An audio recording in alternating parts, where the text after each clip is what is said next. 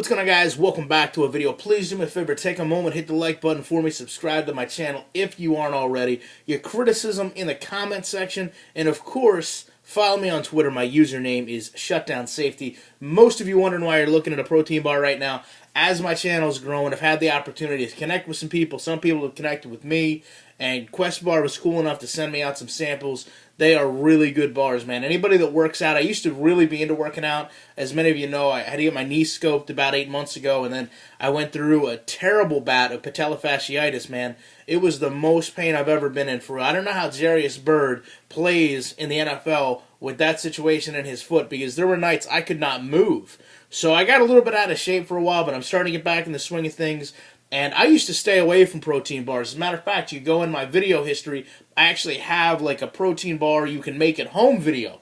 Because to me, most of the ones you see in the store, it's just like a candy bar with some protein sugared on top. So I don't really mess with them all that much, but these Quest bars are the real deal. There's no sugar alcohols.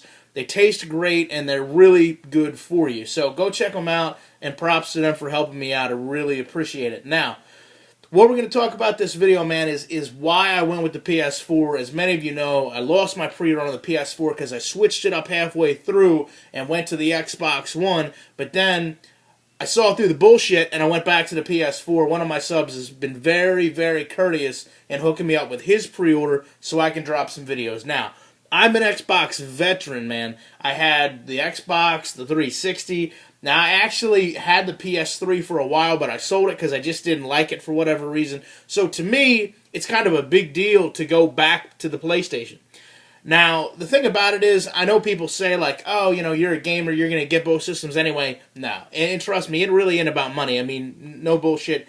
$800 for both systems. I could do it if I wanted to, but I'm not a gamer, man. You see my channel. I'm not on these game consoles every night burning down 10 games a month. I probably only have about 20 to 30 games in my whole library. So to me, I'm pretty selective in what I play. I'm not going to be buying both. So some of the issues I had with the Xbox One, I just wanted to go over. And I realize some of these carry over to PlayStation, but, you know, this is the stuff that concerned me. You know, number one with the Xbox is privacy. You know, listen, I'm not a big guy with the Kinect. I didn't like the Kinect. I don't have the Kinect. But the fact of the matter is that it's going to be Kinect required on Xbox One. And it gives you the option, it's just the option there that you can be listened to and watched while you play. And I'm not saying they're going to do that, but, you know, listen, it's got your heart rate, it's got facial recognition, and it's storing it somewhere.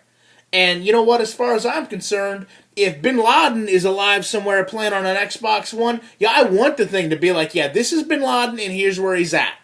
I don't really care when, you know, we're doing safety measures through stuff like that. And I'm not saying it's going to record you all the time, but I don't even like that option being there.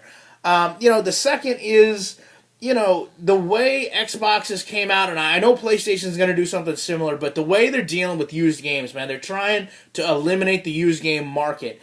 And the problem is, you know, they just don't have a real good concept of what they're doing, because on the PC side of things, you've got Steam, where I can buy a game, then, you know, you can log in as me and play it on your PC, all that stuff. That's not how consoles work, man. With consoles, you buy the actual disc in the game, and in Steam, you're more like buying a license to the game. You're not actually buying it. The problem with consoles is, man, we're going out and buying the disc.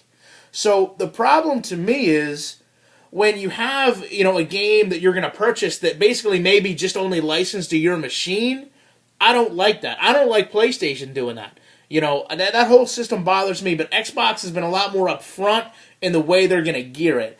And then finally is the online all the time. Anybody that's got me on the friends list, select few on the Xbox, I don't ever have my thing plugged in, man. I don't want it leeching my internet. I don't want it online. I don't want it updating. None of that stuff unless I tell it to. So, you know, the fact that the PlayStation needs to be online, they say at least, or excuse me, the 360 rather, needs to be online at least once a day, and that you're going to have to log in, and even to play offline some games you need to be logged on, man, that's a big problem for me.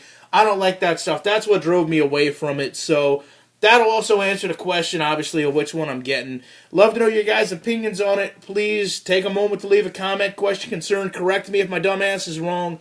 I will be back in the week with more content. Appreciate you taking time to check this video out.